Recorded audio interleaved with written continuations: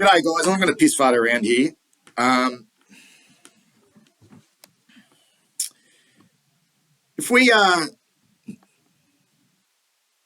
able to somehow win this game of football on Sunday against Collingwood at the MCG, this will be a massive upset. Not a boil over, but a massive upset. And this is not reverse psychology on my behalf, because I've put it on the table right at the start of the year. Go back through.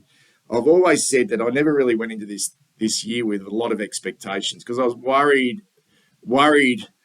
about coaching. I was worried about depth and players. So I'm not surprised of where we sit at all. I still demand that we get better, and we should be better, but I'm surprised. And these two teams that go to war, so to speak, on Sunday are just poles apart. Poles apart. And that feels very strange considering the margins last year in two games. Obviously, both went in favour of Collingwood. But those margins were, I feel, significant, bigger than what they were.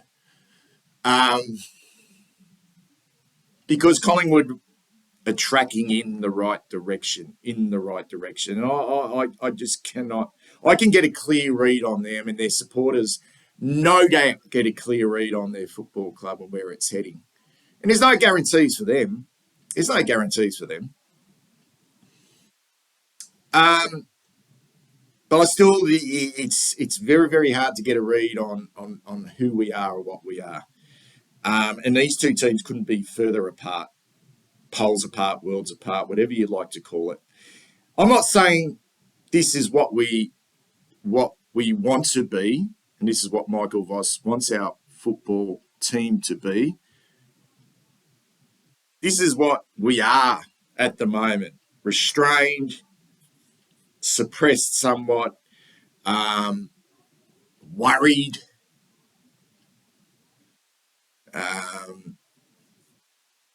limited, almost reserved. And Collingwood are the complete opposite. And I'll go back. I keep saying we're almost like reactive rather than proactive, and almost copycats. Like we're copycats. And this Collingwood team under Craig McRae, he's done something very radical. It feels like he's done something very radical, original, unique, unorthodox, unconventional, maverick-like, and this free spirit. And when you talk about free spirit, it's almost like talking about individuals who just do what they like. But he's made it into the collective. And they love everything.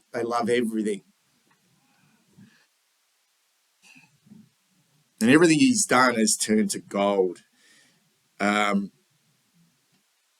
just can't see a way for us to break that down at all.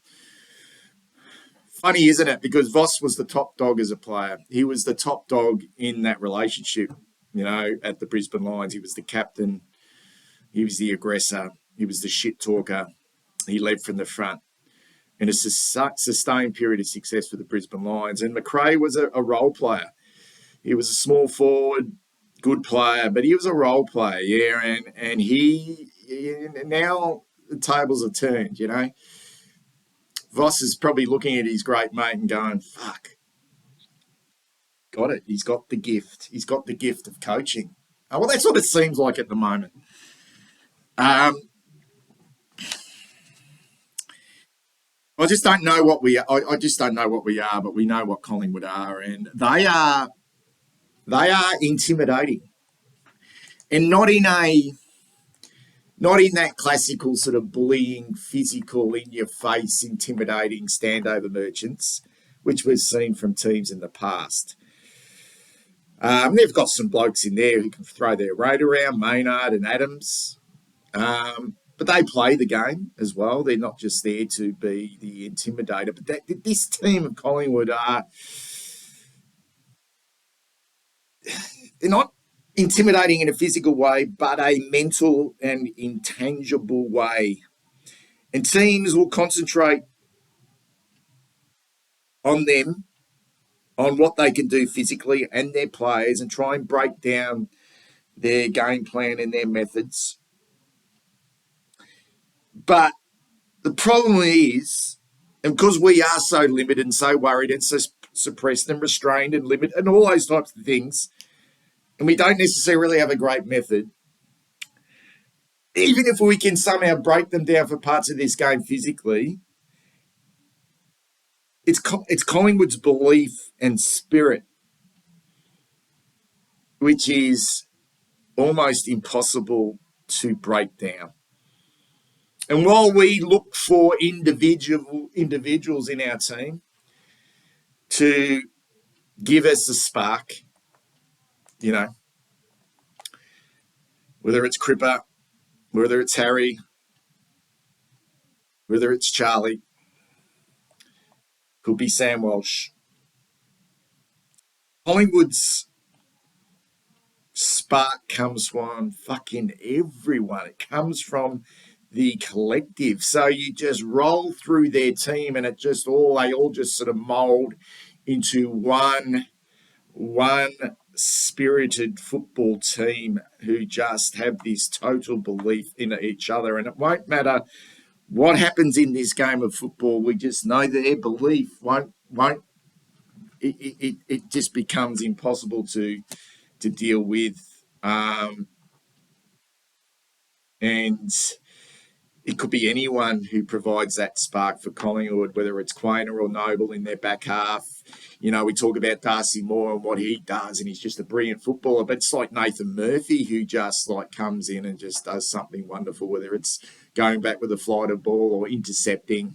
Um, you know, and you just go through every line of that football club, um, and they are playing with such belief, and they've got the physical attributes, they've got the game plan, but they've become probably one of the most intimidating football teams to play this game in such a long time, based on a based on not just the physical, but more this mental side of the game, and it's yeah, I don't like it because that's what I would love my football team to be. But McRae's created something very unique, and hats off to him.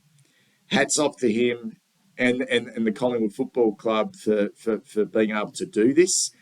Um, and if we can somehow get over that, fuck, it'd be a big upset.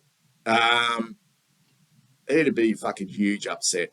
And yeah, I don't really like this team of ours, the balance of it.